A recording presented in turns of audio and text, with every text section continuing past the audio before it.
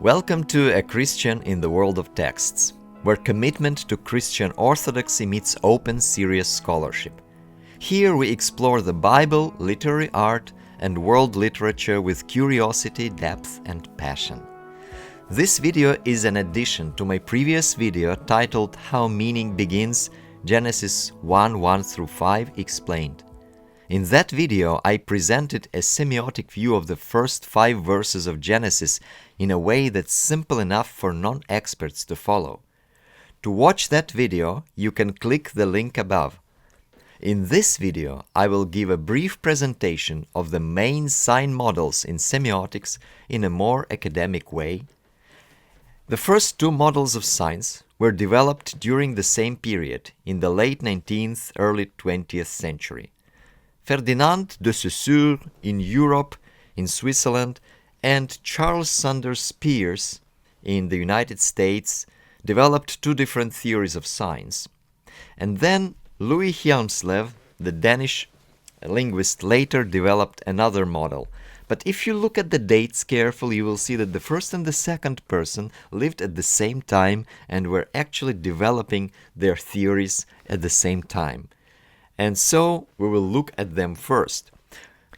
Ferdinand de Saussure described a linguistic sign as a 2-sided psychological entity and as a link between a concept and a sound image. He called the concept signified and the sound image or sound pattern signifier. This is taken from the book by Daniel Chandler, Semiotics, The Basics, and it gives the image here and the Saussure's model of the sign. So it's all very conceptual, it's not material at all. And so, as the Saussure says, that the sound image pattern is not the material sound, a purely physical thing, but the psychological imprint of the sound, the impression that it makes on our senses. The sound image is sensory. And if I happen to call it material, it is only in that sense, and by way of opposing it to the other term of the association, the concept, which is generally more abstract.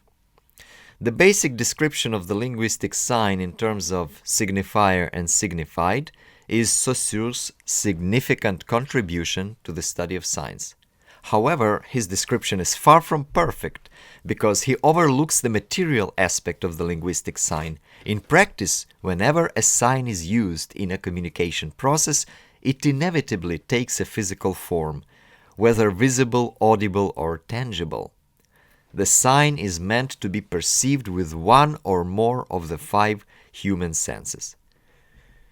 Contrary to Saussure's dyadic model of sign, which means model that has 2 parts, has 2 unmaterial, merely psychological parts, Charles Sanders Peirce in the United States offered a triadic model, the model consisting of 3 parts, as you can see on the screen right now.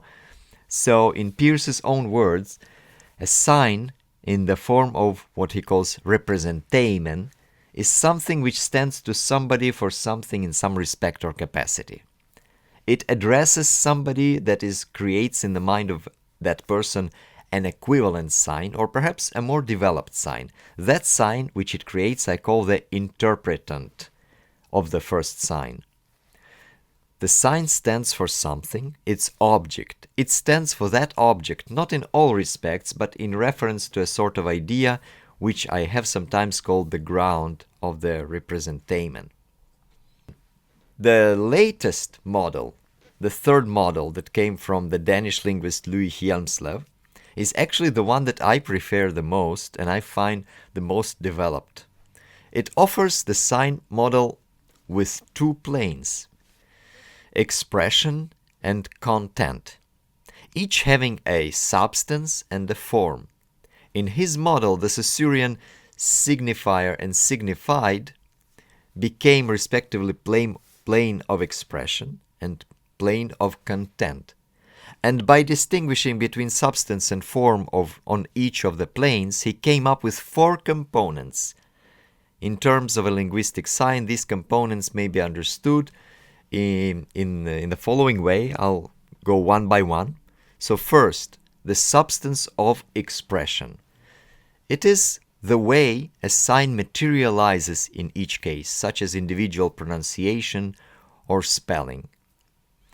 Second, the form of expression. The form of expression is the standard pronunciation or spelling formally accepted among language speakers. Then, content also has substance. The substance of content is the individual mental representation of the content, of the meaning, of the message of this or that linguistic sign. Finally, there is the form of content, is the socially agreed upon interpretations of the sign, which are generally documented by scholars in dictionaries, grammar books, and other references. In my opinion, this framework is currently the best to describe the structure of sign. From its vantage point, we can look at both the signifier and signifiant from the individual and social aspects. In practice, each person has their own individual mental representations and their unique way of expressing the sign. So the individual side is the substance. It's the way that I have it in my mind, that or I pronounce something. So, and then at the same time, the social aspect of expression and contact is what makes the communication possible, because it provides certain norms, certain rules of the game, a common ground for the users of the language to communicate. As a Christian, I see creation as God's communication with human beings through the signs that He creates. These signs are His greatest gift to us because they enable us to perceive the world around us and to connect with one another and to connect with Him. These signs also provide the way for us to make meaning of our own existence and the universe around us. When we look at nature, when we listen to the sounds, when we enjoy good smells and tastes, we can make logical connections to the reasons for its existence.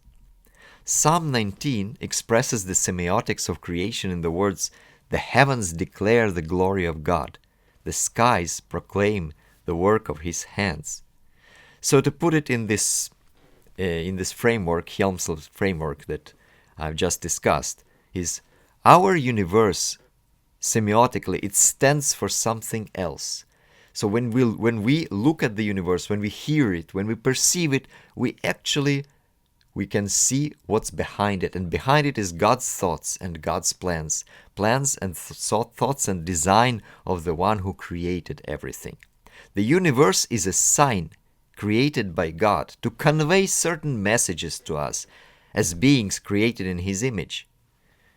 In God's creation, the substance of expression, His kind of individual pronunciation, His material part of the sign, you see, the substance of expression is actually the material elements themselves that can be perceived by our five senses, especially by our sight.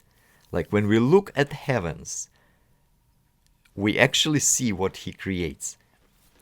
The other three components are God's glory and His design of us and the world around us. This psalm describes God's great sign, which communicates His message to us. This is what we call, in Christian theology, general revelation. Semiotic processes can be traced from the very beginning of the creation story in the Bible. And this is exactly what I did in the video titled How Meaning Begins, Genesis chapter 1, verses 1 through 5 explained. If you found this helpful, consider subscribing and share your thoughts in the comments. I'd be glad to hear them. Until next time, keep reading and exploring.